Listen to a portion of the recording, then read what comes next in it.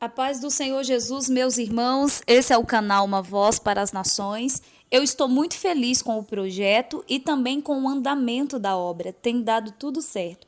A mensagem que eu tenho para você hoje se encontra na segunda epístola de Paulo aos Coríntios, capítulo 12, versículo de número 7 em diante. Assim está escrito: E para que não me exaltasse pela excelência das revelações, foi-me dado um espinho na carne, a saber, o mensageiro de Satanás para me esbofetear, a fim de não me exaltar, acerca do qual 3 vezes orei ao Senhor para que o tirasse de mim. E disse-me: a minha graça te basta, porque o meu poder se aperfeiçoa na fraqueza. De boa vontade, pois, me gloriarei nas minhas fraquezas, para que em mim habite o poder de Cristo.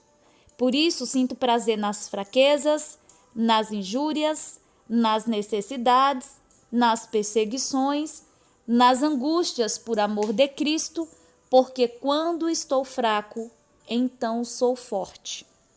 Antes de começar a ministrar, eu conto contigo para se inscrever no canal, ativar o sininho e compartilhar essa mensagem com alguém. O que vem de Deus não tira nada de nós, antes acrescenta. E nós temos urgência em edificar a vida de pessoas por meio da palavra do Senhor e também sermos edificados através dela. Voltando ao assunto em questão, eu quero transmitir a você uma mensagem e eu começo essa mensagem com uma seguinte pergunta: você tem um espinho na carne? A Bíblia fala que o apóstolo Paulo tinha um espinho na carne. Existem muitas especulações acerca do que poderia ser esse espinho, e hoje eu não quero afirmar com precisão o que era o espinho, mas eu posso falar do propósito do espinho. E o fato de não estar detalhado no texto o que era, qualquer um de nós pode se ver aqui. Todos nós temos um espinho na carne.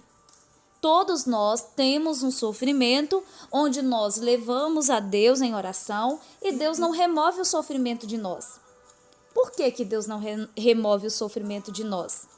Lembrando que Deus não vai remover 100% dos nossos sofrimentos nesse corpo presente, porque senão nós vamos nos entregar à vaidade, à soberba, à ganância, vamos esquecer até de adorá-lo, de estar na dependência dele. Então o sofrimento que Deus não tira de você é esse sofrimento que é o seu espinho na carne. E esse sofrimento te leva a ser uma pessoa humilde, a estar na presença do Senhor em sua total dependência. Lembrando que usar esse texto para afirmar que o espinho na carne é um pecado escondido e não abandonado é uma grande heresia.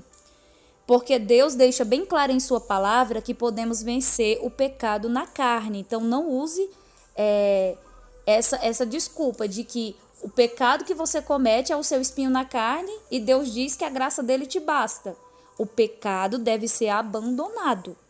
Deus te dá a graça para suportar os sofrimentos da vida, mas isso não faz referência ao pecado. O pecado você tem que abandonar. Amém? Romanos 8:3 está escrito: porquanto que era impossível a lei, visto como estava enferma pela carne, Deus enviando o seu Filho em semelhança da carne do pecado, pelo pecado condenou o pecado na carne. Então, não se trata aqui do pecado. A batalha contra o pecado pode até ser considerada um espinho na carne, mas o pecado tem que ser abandonado e não use isso como desculpa. Antes de falar do propósito do espinho, eu quero tirar algumas lições do próprio texto e vai edificar a sua fé. Versículo 1 do capítulo 12, assim está escrito: em verdade que não convém gloriar-me, mas passarei as visões e revelações do Senhor. Versículo 2: conheço um homem em Cristo que há 14 anos, se no corpo não sei, se fora do corpo não sei, Deus o sabe, foi arrebatado ao 3º céu. O apóstolo Paulo, ele se expressa dizendo: conheço um homem em Cristo. Aqui já revela uma humildade sem igual, porque ele usa aqui a terceira pessoa. Ele não fala assim, eu, Paulo, fui arrebatado ao terceiro céu. Ele diz assim, conheço um homem. Ele não está falando no nome dele. Ele não está se gloriando nele. E essa humildade é uma humildade sem explicação. Interessante, a caminhada da gente deve ser sempre uma caminhada na humildade. E entenda que Paulo não tem uma preocupação em falar no nome dele, mas no nome do Senhor. E ele diz assim, conheço um homem em Cristo. A gente sabe que era ele. Ele não está falando dele, mas a gente sabe que era ele. E ele diz um homem em Cristo. Então a gente tira aqui uma lição. O fato de você estar em Cristo não o deixará livre do sofrimento. Vida com Cristo não é vencer o tempo todo, não é sorrir o tempo todo, não é salmodiar o tempo todo, não é estar em evidência o tempo todo, ser elogiado e abraçado o tempo todo. Não. Vida em Cristo é uma vida onde o sofrimento será inevitável.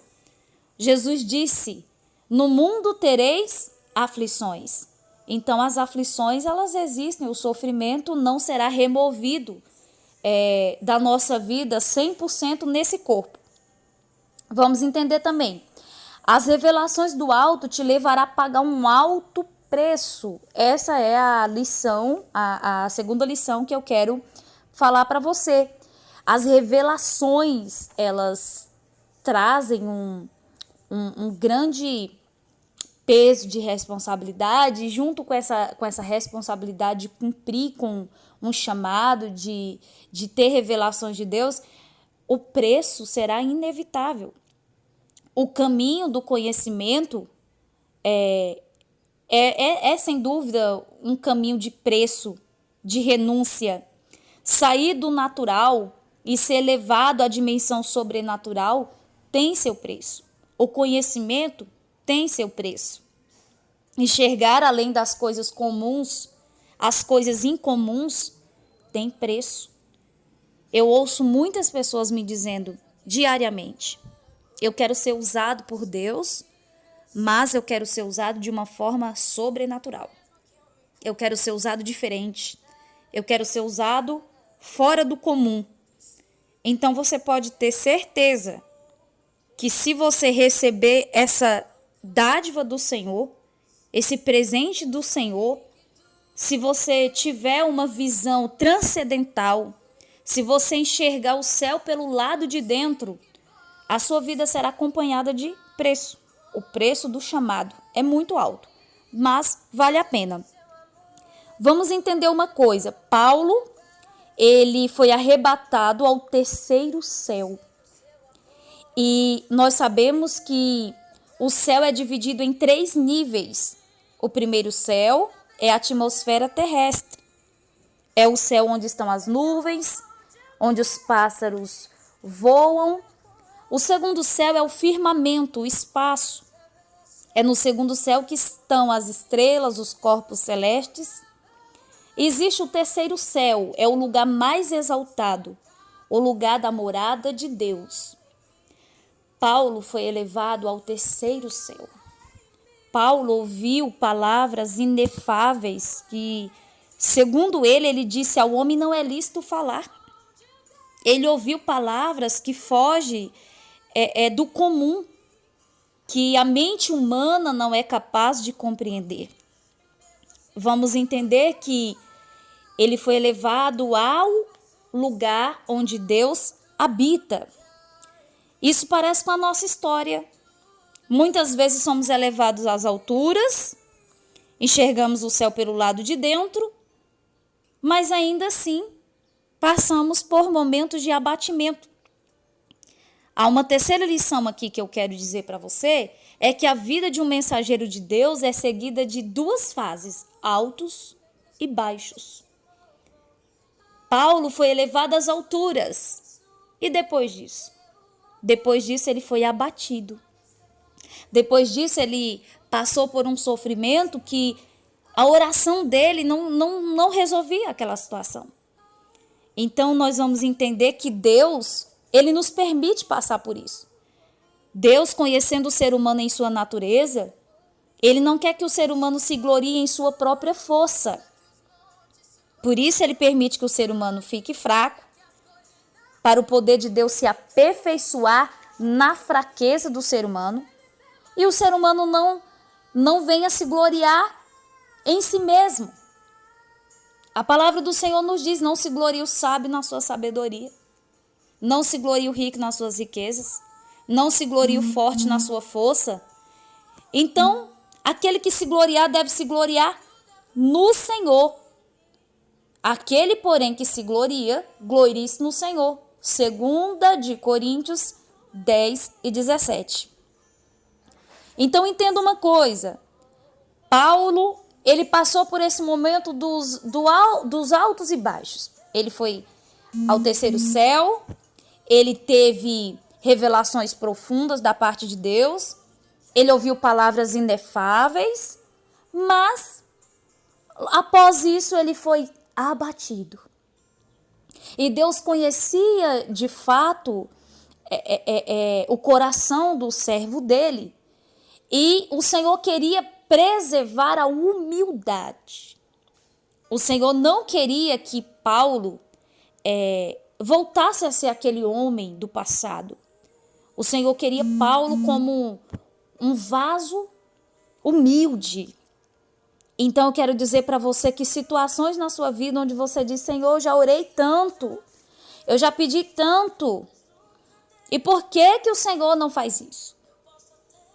Muitas vezes Deus não vai remover o sofrimento que você pede para Ele remover da sua vida, mas Ele vai te dar graça para suportar o sofrimento. Ele vai te dar toda a estrutura necessária por meio da sua graça, para que você não venha naufragar na fé, para que você não venha perder o foco da missão que Ele te entregou, para que você não venha ser um derrotado espiritualmente falando. Mas pode ter certeza que nem todo sofrimento que você pede para Deus tirar de você, Ele tira.